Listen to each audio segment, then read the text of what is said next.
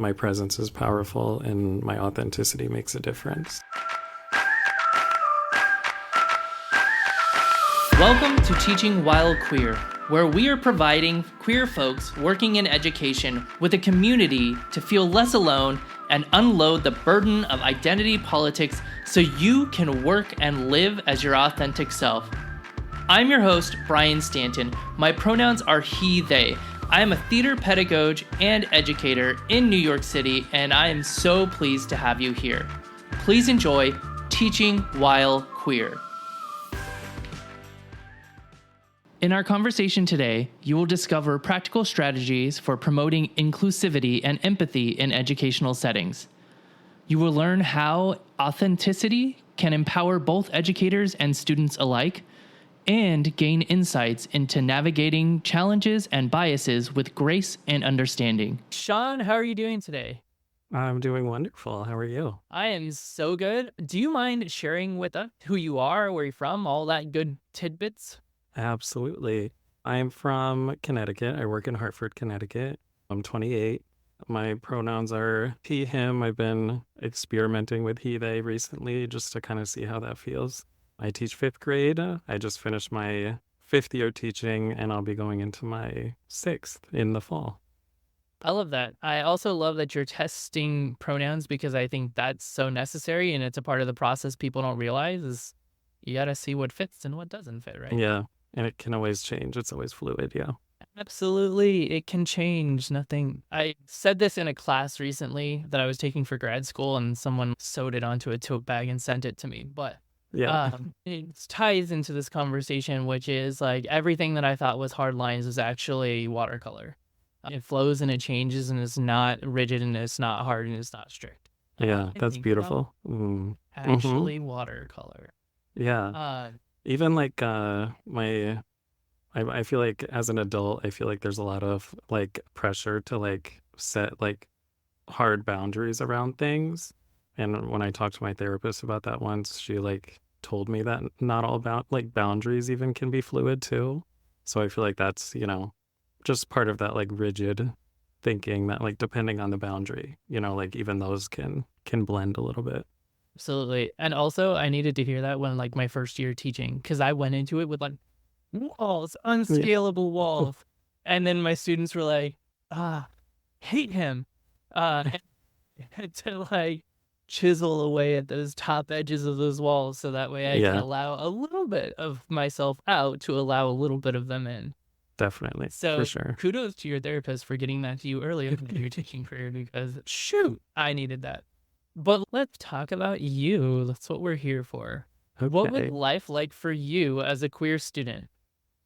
So at times it was definitely kind of isolating. I was very reserved and shy growing up. A lot of people that I meet as an adult find it hard to believe that, but I was. And that was kind of like something that I always had a fixed mindset about. Like, I am shy. I've always been shy. I'll always be shy. It'll be hard for me to have conversations with people.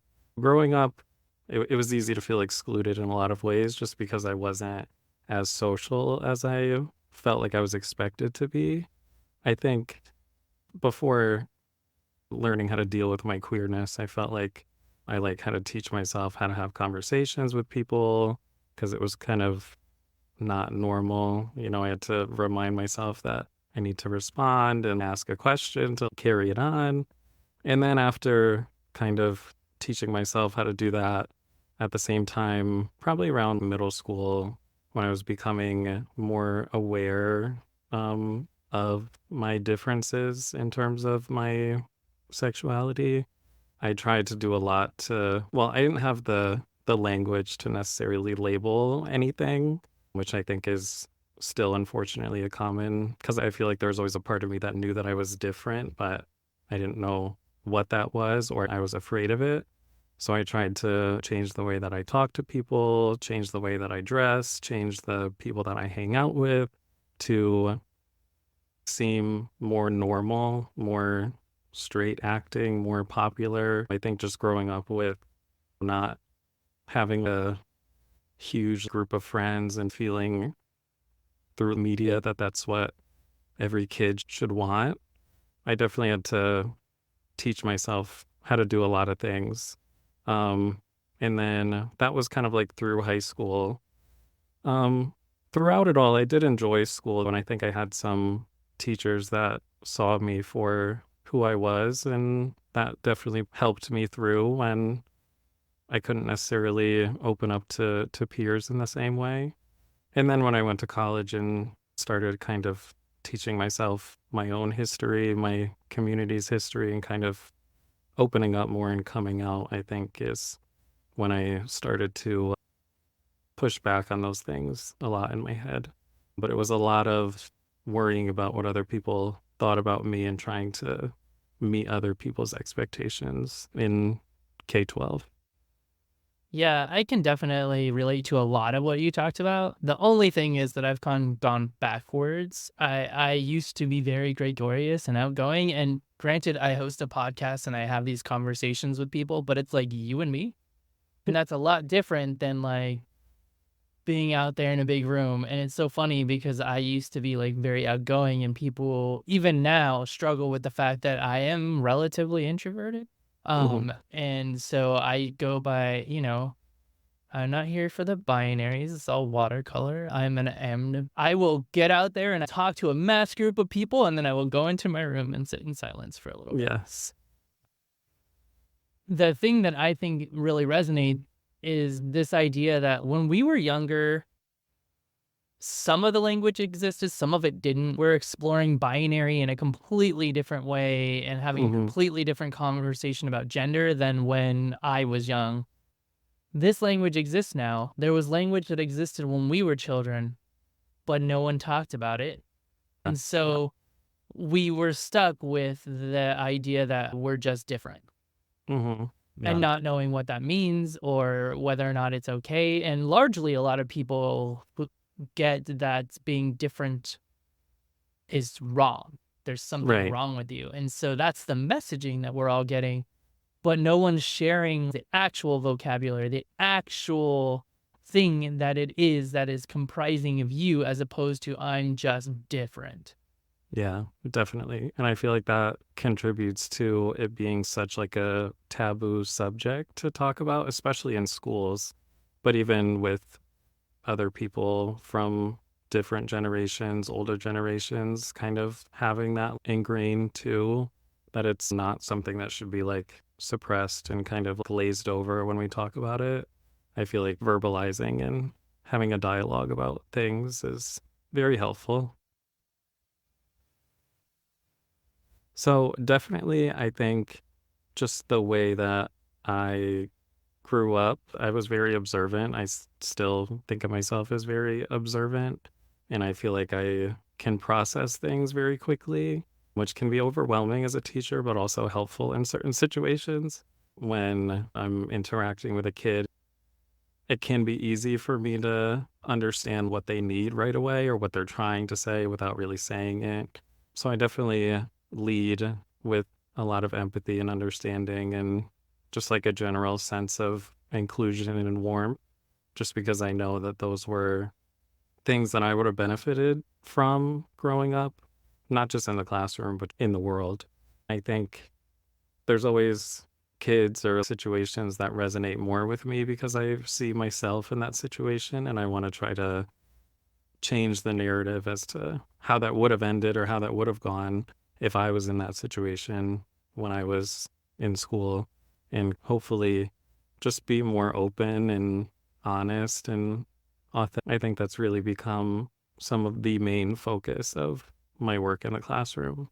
I've always, even since the beginning, I feel like culture, identity, sense of self always comes before academics for me, just because I think that can unlock a whole world of possibilities afterwards. I've always seen that as the base level, just to make sure that everybody feels like they have a place in the classroom, no matter what it is that they're bringing to the table. I think what's magical about elementary teachers is that idea of warmth and caring, because I think that when children get to middle school and high school, there's this boundary that is set up where it's almost like teachers are hesitant to care for their students. I was Mm. lucky when I was teaching K-12, I was teaching theater. So I was much more in a space that promoted caring for your students. But I feel like that's a huge misstep because it's like there's this shift that happens between elementary school and middle school where there's a bigger disconnect from parents. Parents are less involved with things, right? They're starting Mhm. to explore independence with their child. And then there's this disconnect between teacher and student also. So it's like there are these support systems that were set up in elementary school that just kind of disappear. Mhm. And I don't think that it supports anyone by letting that happen. I think the teachers feel less supported, the parents are less in the know, and the students feel less cared for. And so I love elementary because you really get to foster that environment where it's like we care about and we care for each other. Mhm. Definitely, yeah. And I think I really enjoy teaching 5th grade, and I think it's kind of a transition year. I know some districts, some states, it's like elementary, others it's like intermediate or like part of a middle school. My school is K-8, so a lot of them stay and kind of go to middle school, but it's definitely still like a very transitional time. And I feel like I've kind of learned how to show them that I care about them in a way that is still like authentic and true to me, just because I'm not like an elementary teacher who puts on like a different voice for kids, or that's just, I don't know, that's just like not me. So I feel like it's in a way like not genuine when I'm in front of them. And I feel like there's a lot of ways that kids feel supported and loved and cared for by your presence, just like the being that you are and the way that you curate your classroom to be a space where everybody feels like they have a role and they can be themselves. I feel like that's kind of how I communicate that I care for them and I love them in a way that isn't necessarily always. I think by the end of the year, it's my hope that that just becomes like normalized. Absolutely. And what are some things that you do when you're confronted with anti-queer behavior? It can be very hard not to react emotionally. I think I've gotten a lot better about that as my years in the classroom have gone on, just because I remember that these kids are 10 and 11 and are, they don't know what they don't know. I think it's a lot more difficult to figure out what to do when some of it comes from adults. And it's not always anything like, a lot of the time it's in the form of like microaggressions. And I think that kind of just, I still don't necessarily know how to have those conversations because I'm not usually a confrontational person, and I always assume that it will lead to confrontation, but I kind of just like something goes off in my head and then it just like is cloudy for a minute because I like don't know what to do. With kids, I feel like I address it like I would any other problematic behavior, anything else that comes up, any comments that relate to any form of identity or culture, like race, sex, all of that stuff. I try to address equally and kind of just explain the impact of something being said, how that would be perceived. In my experience, kids are a lot more receptive to that. It, at least in 5th grade, being given an immediate consequence for saying something mean or wrong, even though it is very important to correct that behavior, they're usually very understanding when it comes to opening their eyes to something that they never thought about before. Even though they're still young, it's definitely obvious that there's already biases formed, even by 10 or 11, and it can still be difficult throughout the year to push back on some of the misinformation that they have or have learned, either from outside of school or from in school before they get to me. And I think on my part, I just try to really monitor that throughout the year, just try to keep tabs on when I see them do or say something. And I have seen it happen a lot where if we're talking about something social in the future, some of them will monitor their language. They'll reflect in real time and kind of run it back and say it in a different way that's more acceptable.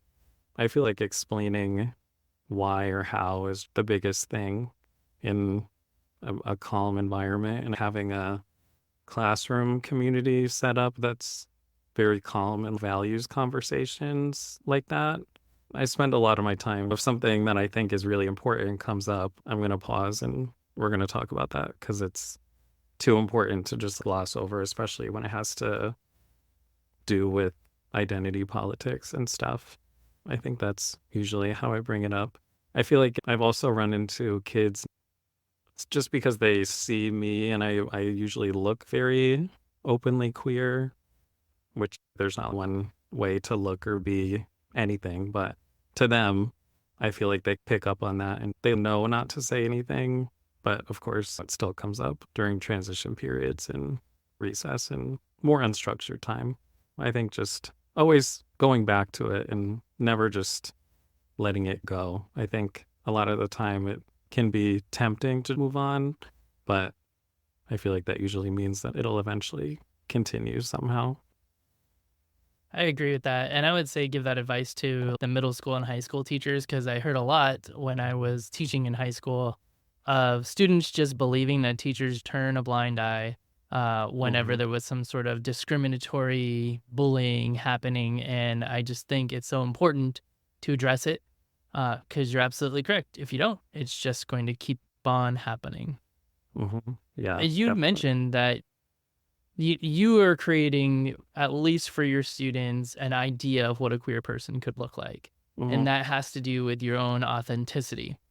What advice would you give to someone who's in our community who is concerned about showing up authentically at work?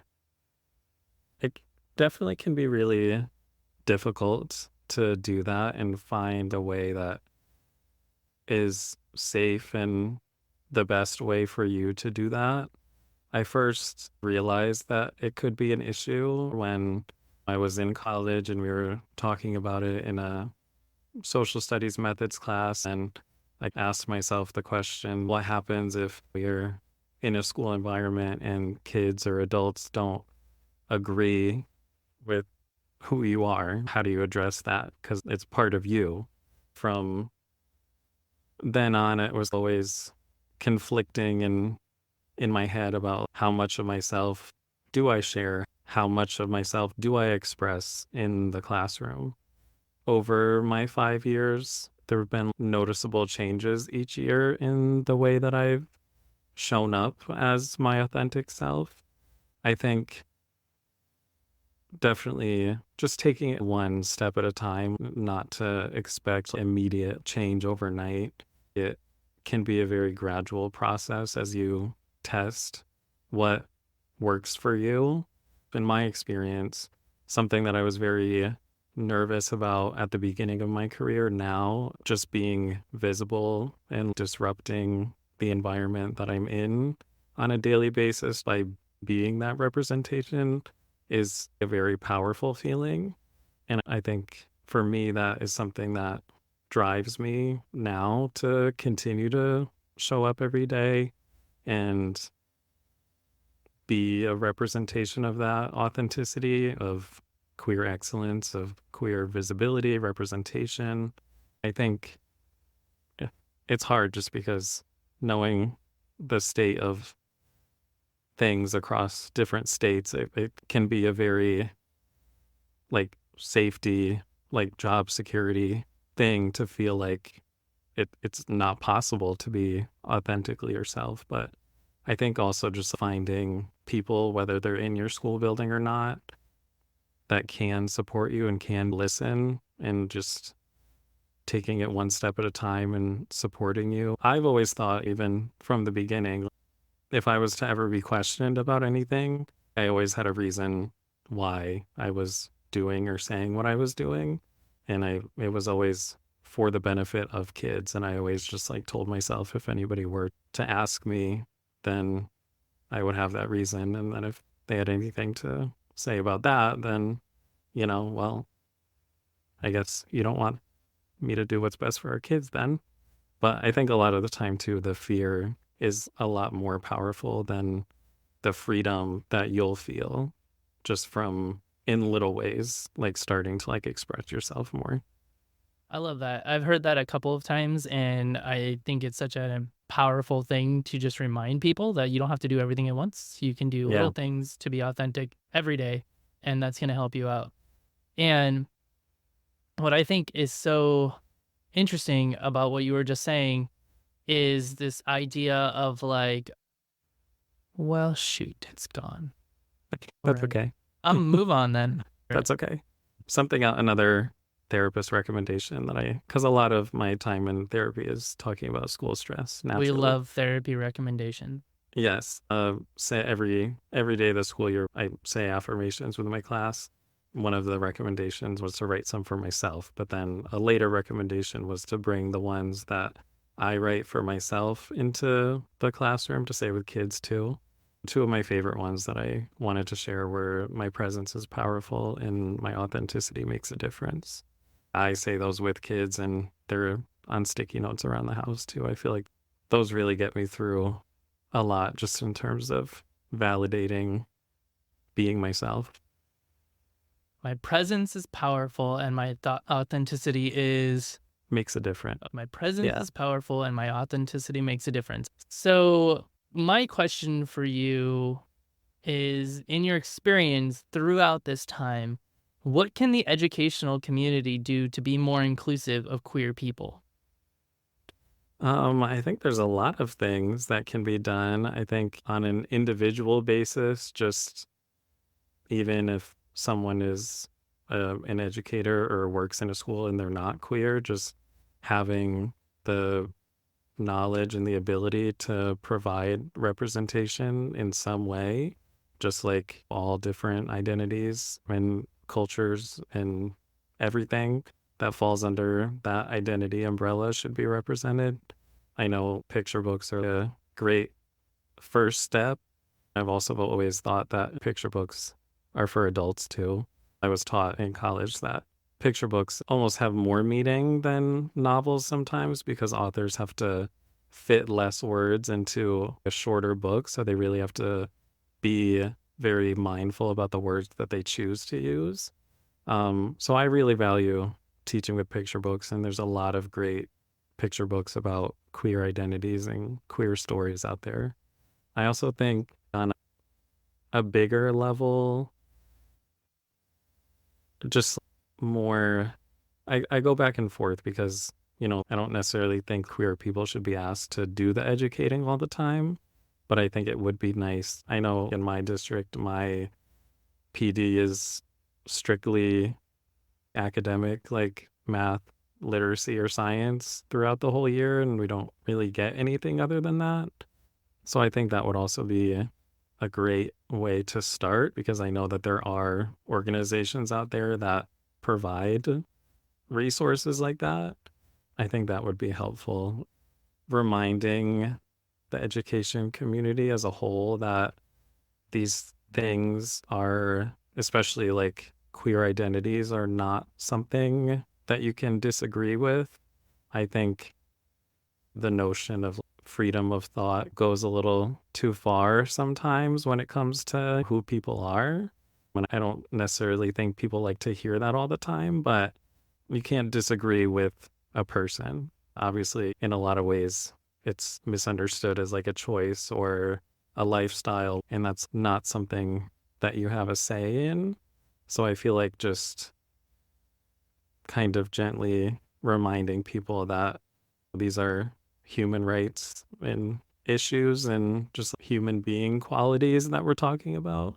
I think that would be helpful. And also just like listening to what kids are telling us that they need, either verbally or how they're acting. And yeah, just like including queer things because queer history is a part of American history and there's no denying that. So I think, just like infusing it wherever possible, but also doing it in a way that shows that, people in the community have done their research too in the education community. So they're doing it in a way that does more good than harm. Absolutely. I think what's interesting is that people say that like history is written by the victor, right? Hmm. And here's the trouble. The world hasn't ended, and therefore the battle isn't over. Hmm. So you can say this about basically every minority in this country and Hmm. around the world.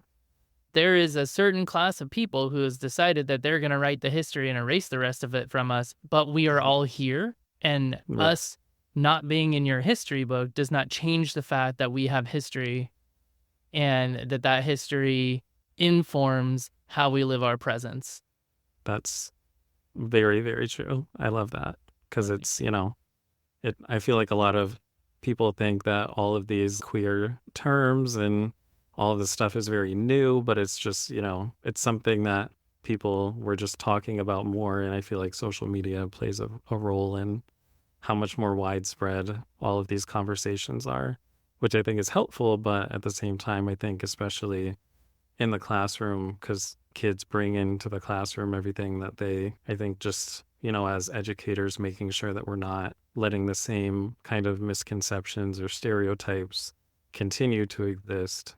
And yeah, about any part of our identity, not just being queer, but because it's all intersectional, as you know. Absolutely. I used to joke with my teenagers, my personal teenagers, and also my student, that they were all baby drag queens. Because a lot of the slang nowadays comes from queer people of color from the 80s and Hmm. 90s, and it's just showing up in modern day culture, coming out of my 10-year-old's mouth. Yep. Slay, specifically. I get told that a lot, and I do appreciate it. But I also let them know where. Absolutely. You gotta educate the children. So at this point, we are going to take a question from one of our listeners. Today's question comes from Kevin in New York City. And Kevin asks, were you worried about getting into education because you are queer?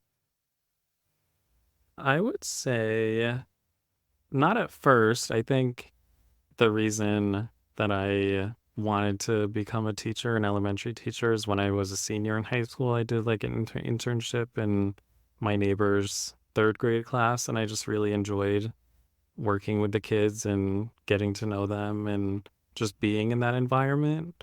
Um, I was either gonna do that or pursue chemistry, and I'm really glad I didn't do the other one. I'm glad for you. I took organic chemistry for fun in college. I don't know why I did that. I had extra credits, but at that time I wasn't thinking about it. Even though after that, my first couple of years of college, I knew that I was going to want to apply to the education program after a couple of years, and I was kind of just thinking about that aspect of it until I was already student teaching, and then the realization kind of came to me of what if I'm in this environment and I just spent all this time the past 3 or 4 years discovering all these parts of myself that I suppressed before, and I don't want to feel like I have to put them away when I go to this job that I also really care about doing and I feel really passionate about. So there are definitely a lot of doubts in the beginning, but I think as I got more, well, I teach at the same school that I student taught at. So I think that for me helped just be more comfortable more quickly. And I think there's always horror stories out there of people speaking up against what a teacher did or the things that they shared with their kids or a book that they read. So those doubts definitely did get to me. But I think when I was growing up that I had to make the choice to not listen to what other people were saying about me. I think I just had to be confident in myself that what I was doing was not only something that I felt was good for me to do and kind of bring, teaching and being queer, like those two things don't have to exist and they shouldn't have to exist separately if an educator doesn't want them to. And I was somebody who didn't want them to. So I think kind of knowing that it was up to me how much I wanted to show that part of myself, but because I also know that authenticity is very key with kids, I felt like it wasn't possible to not showcase that part of myself in the classroom. So it was definitely daunting, but through the baby steps that I took to kind of step more outside of the box and outside of the norm of what kids are used to seeing when it comes to the image of a teacher, I feel like I'm very not that in the way that I dressed, my nails painted, my big earrings. All that stuff is very new and non-traditional to them. But I think just knowing that it's yielded positive, mostly positive results so far, I think that's the validation that I've never thought about not teaching because of the queer part of myself. I'm glad to hear that, because I do know that, I mean, there was a time where teacher training programs would actually actively tell you that if you were queer, you should not be in the classroom or you should not say something. So I'm Hmm. glad that we're at a place where, for some folks, it's not a factor in Yeah. your decision or your decision not to Hmm. pursue this career. Can I ask a bonus question? Absolutely. What is your favorite picture book that has to deal with queer identity? That is a great question. Well, I love the one about Stonewall. It's called Stonewall. Just because it's written from the perspective of the building. And I think that's really cool. And every year that I read it, the kids don't get that the buildings are talking at the beginning, but that's also a very higher level literacy skill. That point of view can be Right, taught alongside with it. personification and Yeah. But I think that one, just because of the history that it goes through, that's always been a favorite. I also like Kape Mahu, about the Mahu in Hawaii. That was one that I read for the first time, but just like the legend of Kape Mahu, the four healers that have a history in Hawaii but have been forgotten about, and the four of them are very gender fluid, and that's kind of, well, fluid, genderless, kind of like qualities of both genders, but also neither at the same time. And I think with a lot of indigenous cultures, how that's kind of been colonized over time, and how a lot of historical societies championed gender diversity and having qualities of the masculine and feminine energies like the Mahu in Hawaii. So that was one that I read for the first time I love that. I'm gonna this have year to that I check it really out. enjoyed. I am a huge fan of Hawaiian culture. My family and I visited several years ago, 2 times back to back, like 2 years back to back, and I just fell in love with it. I love their mythology, but I Hmm. also am like pagan, so when I read people's mythologies, I go, "Oh, this is a belief and it's a real thing," because mythology is a real thing to people in the past Right, and to some people absolutely. now. And to your point, what I think is so interesting is that when you even look at the predominantly white mythologies, Hmm. they include g- genderless, agender, uh, gender fluidity in them. I think about Greeks and Romans and Norse, Hmm. and yet they've been colonized by heterosexuality over the years. I'm sure it's several years old, but it just showed up on my page recently. That is from the author Rick Riordan. People complaining about his Norse mythology because one of the characters is a child of Loki and they are Hmm. gender fluid. And he's like, I didn't just make it up. It's not just a buzzword. You need to actually do your research on Norse mythology and then come talk to Yeah, me. yeah, for sure. And so it's just wild to me how even in the predominantly white societies where gender fluidity would show up, it's been tapped down so bad that people think that we're just making it up. Yeah, it's so interesting.